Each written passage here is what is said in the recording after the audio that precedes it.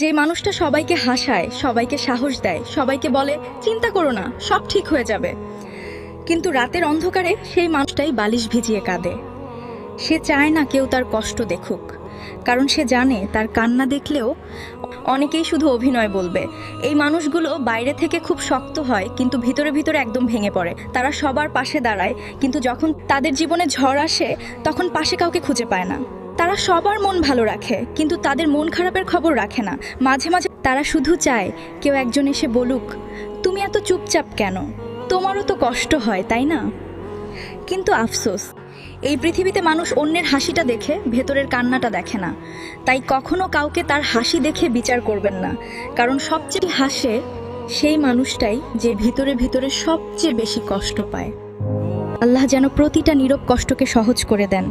যারা চুপচাপ সব সহ্য করছে, আল্লাহ তাদের অন্তরে শান্তি দান করুন। আমিন।